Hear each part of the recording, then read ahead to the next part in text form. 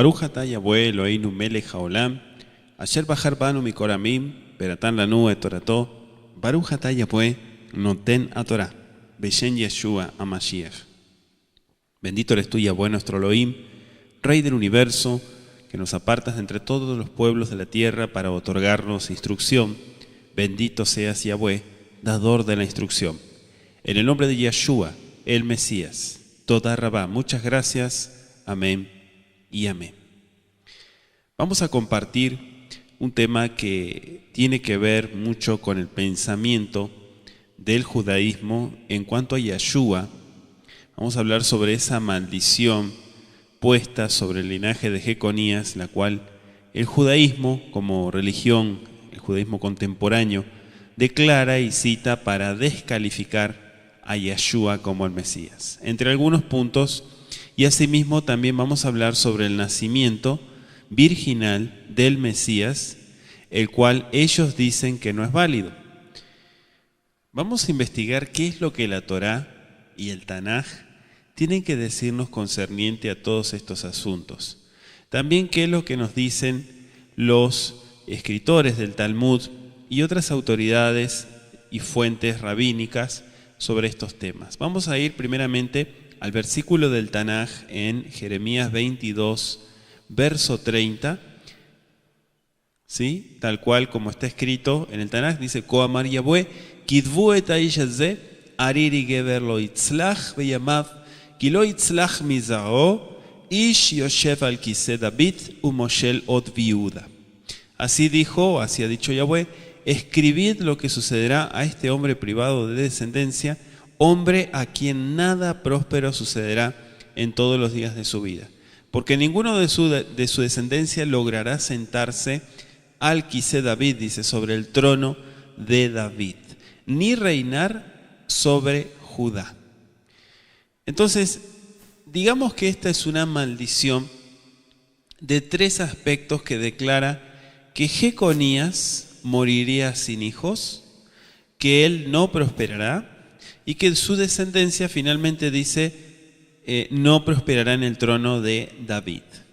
Bueno, consecuentemente esto elimina toda posibilidad que el Mashiach, que el Mesías, pudiese llegar por medio de Salomón. Pero si miramos en primero de Crónicas 3:17 y el verso 18, está escrito: y los hijos de Jeconías, Asir, Salatiel, Malquiram, Pedaías, Senazar, Jecamías, Osama y Nedavías. O sea, indicando que la primera maldición ha sido quitada o ha sido retirada. También encontramos en 2 de Reyes 25, 27 y verso 28, donde está escrito: aconteció a los 37 años del cautiverio de Joaquín o Jeconías, el nombre alternativo, que el rey de Babel libertó a Joaquín, rey de Judá, sacándolo de la cárcel. Y le habló, o sea, el rey de Babilonia, con benevolencia y puso su trono más alto que los tronos de los reyes que estaban con él en Babel.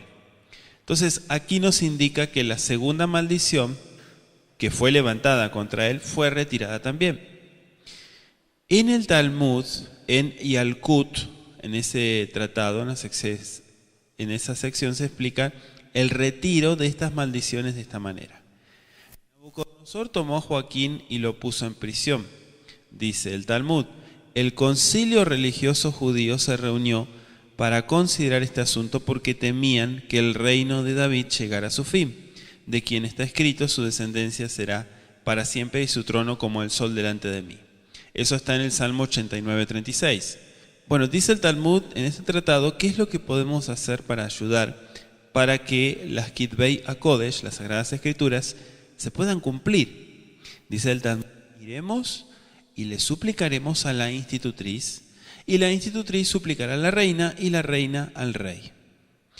Esto indica que comprendían que si la maldición sobre Joaquín no era retirada, entonces todas las esperanzas para un reinado mesiánico llegarían a su fin, porque previamente a la maldición, Joaquín era el único rey que estaba calificado para ser portador de la simiente del Mesías o del Mashiach que vendría.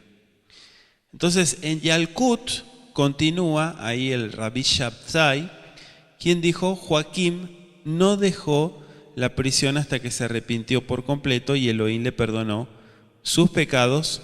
Dice más adelante, y su esposa quedó embarazada, como está escrito, Salatiel, su hijo, Asir, su hijo. Salatiel significa le pedía a Elohim y Asir significa prisionero. Bueno, estos sabios del Talmud comprendieron que esto significa que Joaquín le pidió a Elohim que le perdonase mientras él estuvo en la cárcel. Y Elohim demostró su perdón dándole hijos.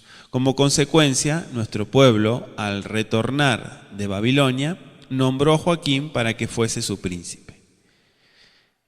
Los sabios del Talmud tenían una expectativa más amplia, ya que si Elohim retiró las primeras 2 maldiciones, entonces quizá él también retiraría la tercera para que la esperanza del reino mesiánico continuase. Como está escrito en Zacarías 4, versículos 7 y los versos 9 al 10, concerniente a Zorobabel, el descendiente de Joaquín. Dice el verso 7, ¿quién eres tú, oh gran monte? Delante de Zorobabel serás reducido a llanura. Él sacará la primera piedra con aclamaciones de gracia, gracia a ella. Y los versos 9 y 10 de Zacarías 4 dice, las manos de Zorobabel echarán el cimiento de esta casa y sus manos la acabarán, porque los que menospreciaron el día de las pequeñeces se alegrarán y verán la plomada en la mano de Zorobabel.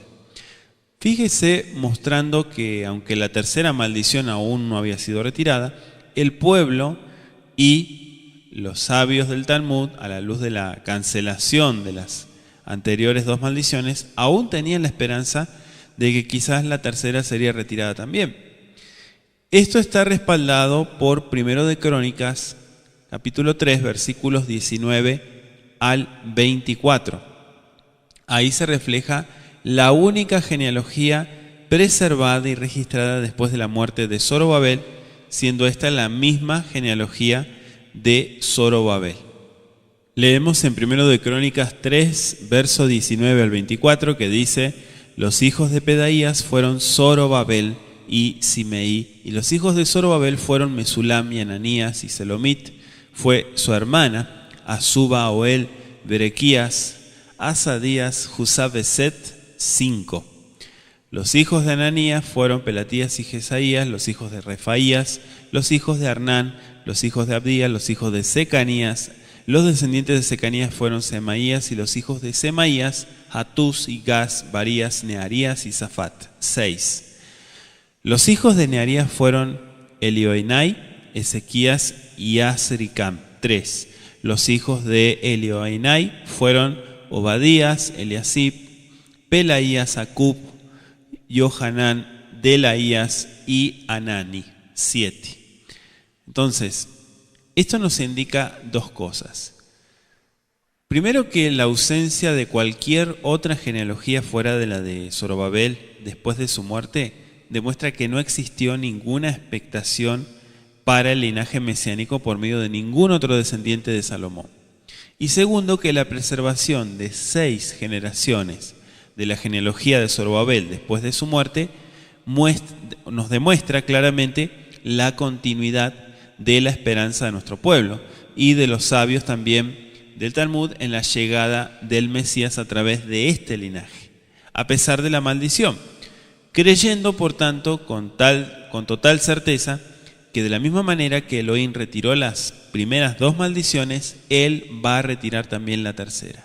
Como resultado de estas esperanzas, continuaron diligentemente rastreando las genealogías, los escritores del Talmud, que se ramificaban de esta línea en particular hasta los tiempos de la destrucción del segundo templo, allí por el año 70 después del Mesías.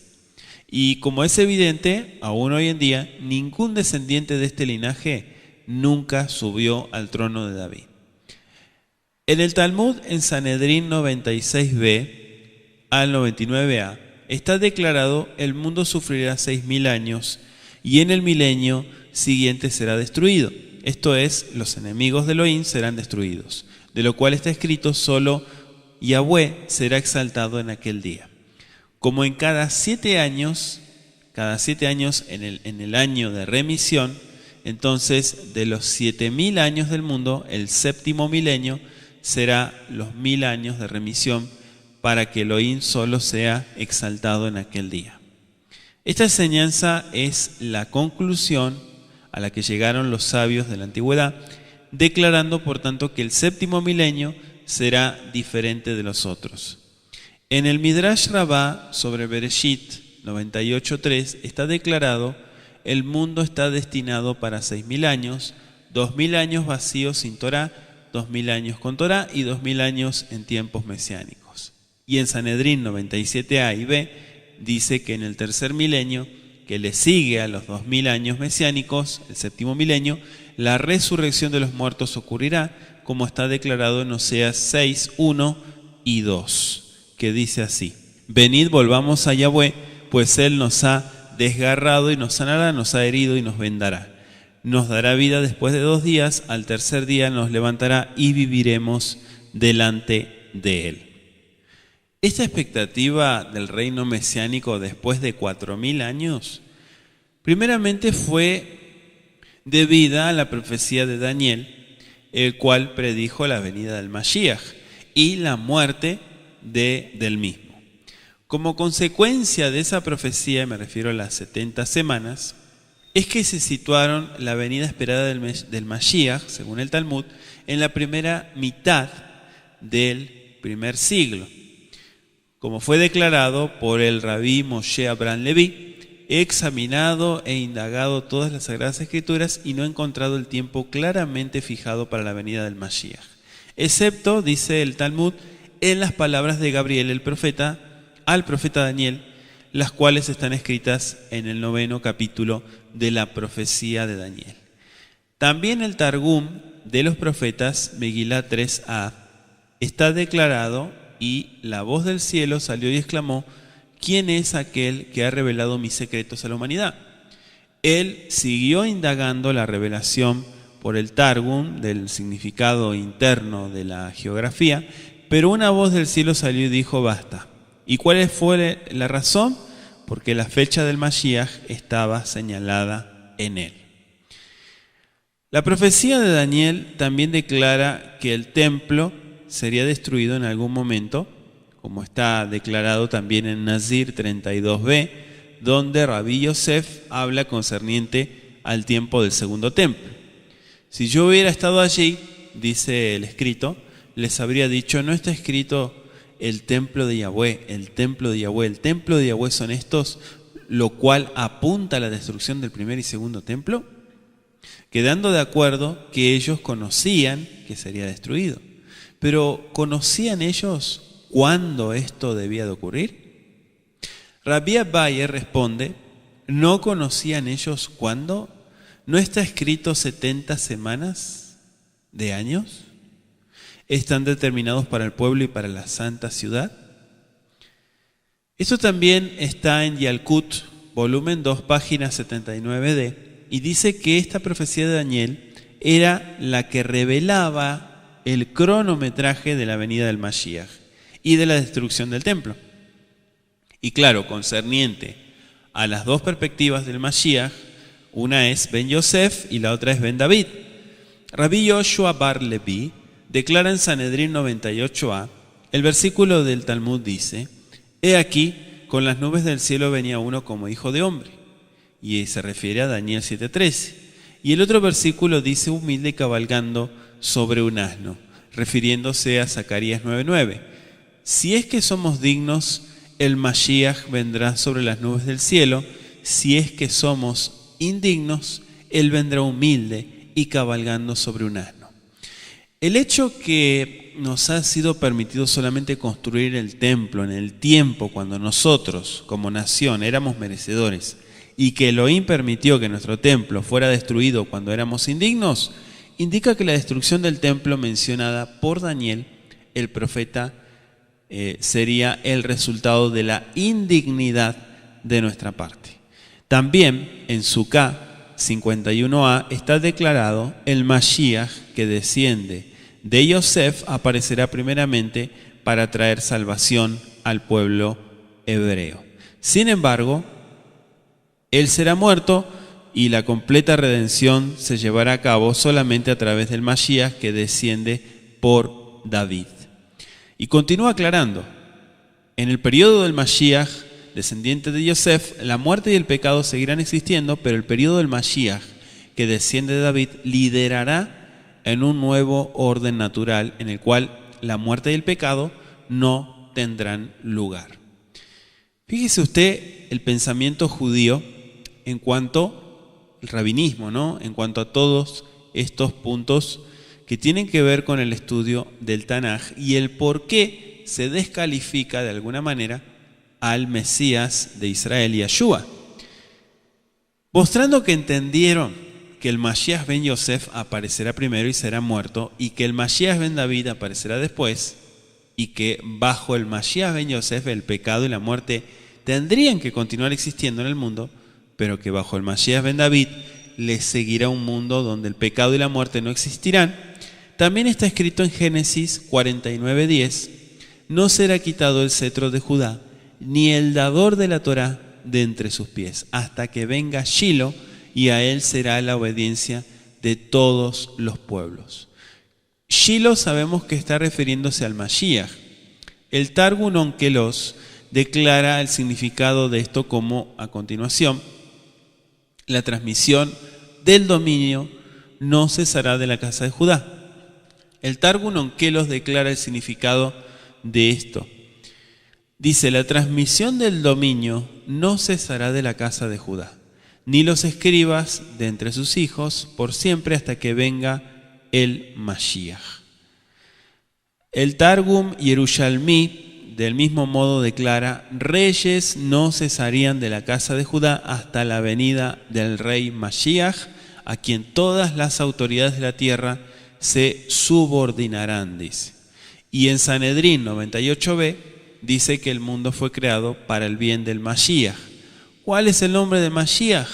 La escuela del Rabí Shila dijo, su nombre es Shilo, porque está escrito hasta que venga Shilo. Y concerniente a la remoción del cetro, el Talmud de Jerusalén, el folio 24 de Sanedrín, declara, un poco más de 40 años antes de la destrucción del templo, el poder de pronunciar sentencias capitales de muerte le fue quitado a los judíos. Entonces, como está escrito en el Talmud Babli o Talmud babilónico, como se conoce, el capítulo 24, folio 37, dice, cuando los miembros del Sanedrín se encontraron privados de su derecho sobre la vida y la muerte, una consternación general tomó posesión de ellos y ellos cubrieron sus cabezas con ceniza y sus cuerpos con arpillera y exclamaron, ¿quién estará para con nosotros? Porque el cetro se ha quitado de Judá y el Mashiach aún no ha venido. Esto fue proclamado en el tiempo de la venida de Yeshua, cuando ellos reconocieron que el cetro se había quitado, pero en lugar de aceptar a Yeshua como el Mashiach, declararon, y el Mashiach no ha venido. Por lo cual, inhabilitaron la profecía y negaron los escritos del mismo Talmud. En Rosh Hashanah 31b está escrito, declara, 40 años previos a la destrucción del templo, la porción de la mano derecha del Cohen Agadol, es decir, del sumo sacerdote, sobre los sacrificios de las cabras había cesado como lo fue previamente. Y el cordón de color carmesí, puesto en Yom Kippur, nunca más se tornó blanco, lo cual indicaba el perdón de Elohim sobre los pecados de Israel. Esto también ocurrió en los días de Yeshua. De hecho, en el mismo año de la muerte y resurrección de Yeshua. Está declarado también en Yomá 39b, en este mismo tiempo, 40 años previos a la destrucción del templo, la luz occidental no seguía encendida como lo fue anteriormente, y que las puertas del templo nunca más se abrieron por sí mismas. Entonces, basados en los pasajes de la Torá que ya hemos citado, del Tanaj también, y en los escritos del Talmud, porque ponemos el Talmud justamente para entender el pensamiento desde el judaísmo y muchas otras fuentes también, podemos llegar a la siguiente conclusión. El mundo durará 7.000. y que el séptimo milenio será diferente de los otros. ¿Sí? Como lo dice el Sanedrín 96b al 99a. Que el Mashiach vendrá después de 4000 años y que la era mesiánica que le seguirá durará 2000 años, como lo dice el Midrash Rabbah 98.3. Que el tercer milenio que le sigue a los 2000 años de la era mesiánica, séptimo milenio como se llama, la resurrección de los muertos se llevará a cabo donde viviremos en la presencia de Elohim, como dice Oseas 6.1 y 2. Que el Mashiach después de 4000 años vendrá en la primera mitad del siglo, como dijimos, 483, después que el decreto fue dado para restaurar y reconstruir Jerusalén, tomando como porción Daniel 9.24, y lo que decía Rabbi Moshe Abraham Leví en el Targum de los profetas, y que el templo será destruido en algún tiempo después de esas 70 semanas, hablando de la muerte que se le da al Mashiach. Que el Mashiach vendrá pobre y cabalgando sobre un asno, si es que somos indignos, y la destrucción del templo indica que lo somos. Y el Mashiach de hecho vino así, tal cual se cumplió Zacarías 9.9. Que el Mashiach ben Yosef vendrá antes que el Mashiach ben David y será muerto, y que el pecado y la muerte continuarán existiendo sobre la tierra después de su muerte. Y tal cual se cumplió. Que el cetro que fue quitado de Judá será una señal que el Mashiach ha llegado, como dijimos Génesis 49.10. Que en la primera mitad del primer siglo y previamente a la destrucción del templo, el Sanedrín reconoció que el cetro fue quitado de Judá. Y que 40 años previos a la destrucción del templo, la porción en la diestra del Cohen Agadol sobre los sacrificios de cabras había cesado. El cordón de color carmesí dejó de tornarse en blanco. Las luces occidentales cesaron de estar encendidas, las puertas del templo cesaron de abrirse por sí mismas. Y claro, porque Yeshua había muerto, pero resucitó.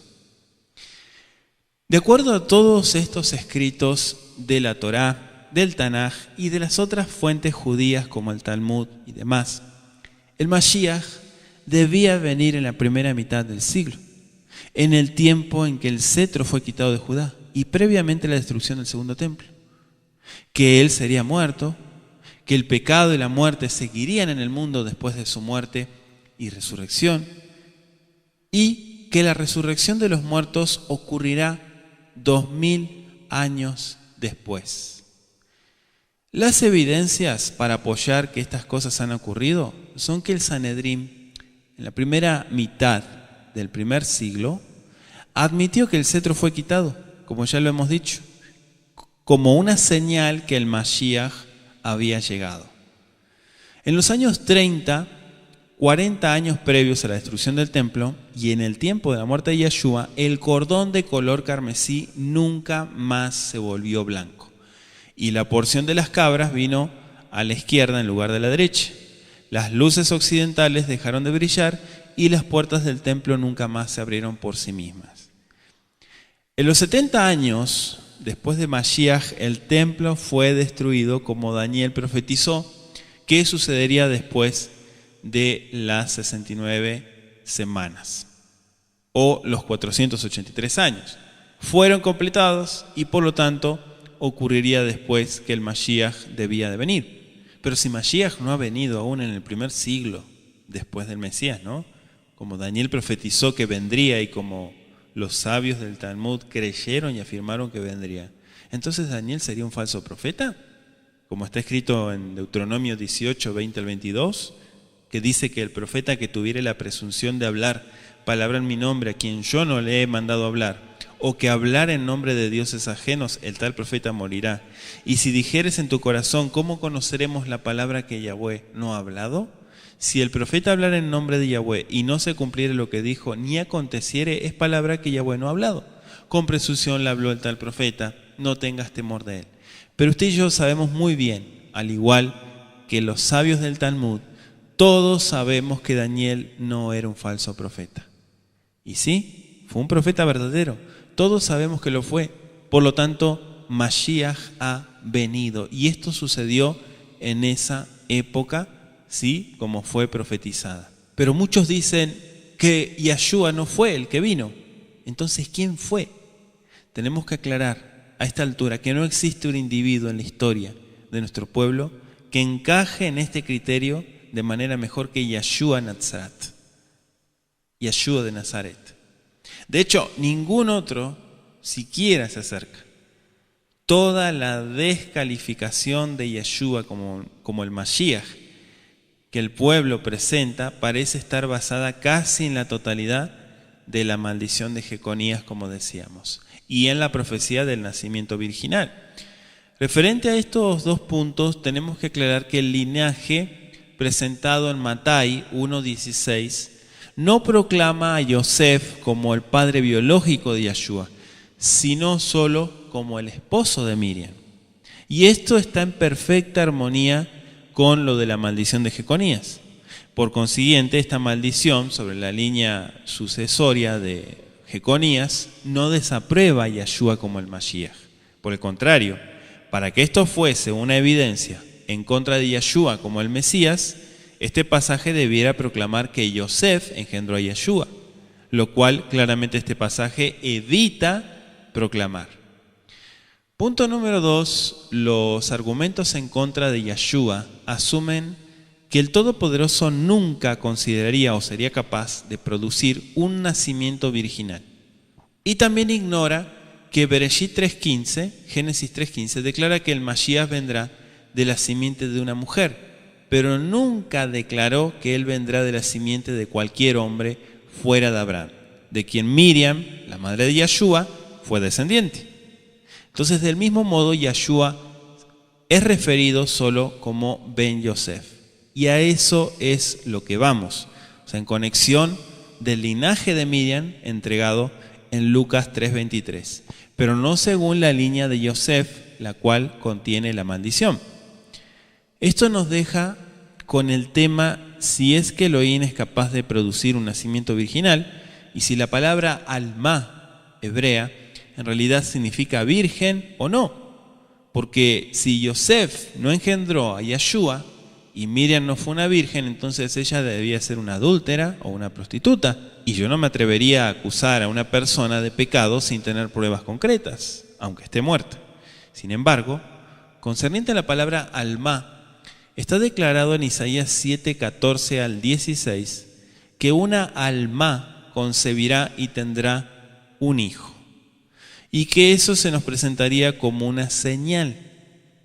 Primero debemos considerar el hecho de que 70 judíos eruditos, expertos en los idiomas, en el hebreo, en griego y otras lenguas, tradujeron la palabra hebrea alma en la Septuaginta con la palabra griega partenos, que significa, sin excepciones, una virgen soltera y no una mujer joven. También el término equivalente en ugarítico, el cual es similar al hebreo, también significa una virgen soltera y no una mujer joven. Entonces, de la misma manera, la palabra señal proviene de la palabra hebrea ot, la cual puede significar un evento sobrenatural, como también un milagro. De hecho, las 10 plagas en contra de Paró, faraón, el arco iris dado a Noaj, a Noé, o sea, ambos son descritos con la palabra ot en la Torá.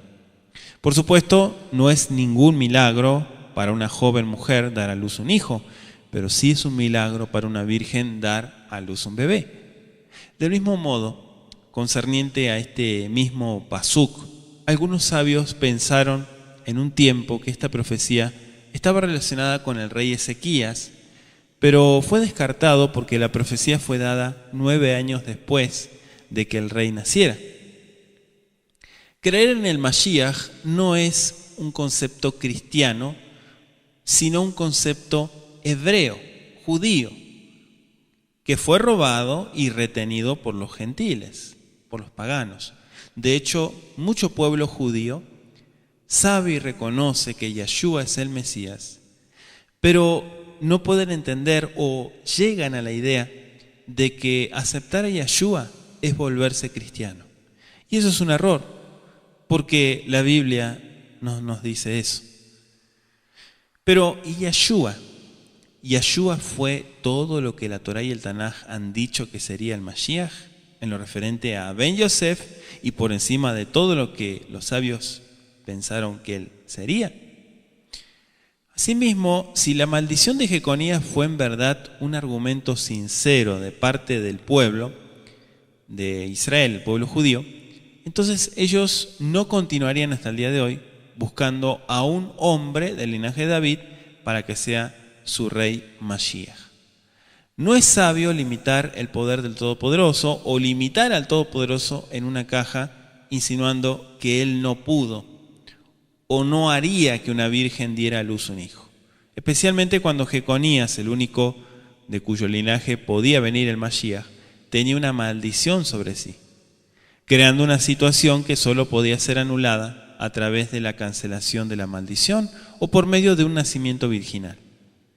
Llamar al Todopoderoso el Creador del universo, Boreolam, y asegurar que Él formó a Adán del polvo de la tierra, y después mantener que un nacimiento virginal no es un acto razonable de la creación, manteniendo que Él no lo puede hacer, es muy peligroso. Es también peligroso limitar el actuar del Altísimo, insinuando que porque nosotros no podemos concebir de la nada, Él tampoco puede hacerlo.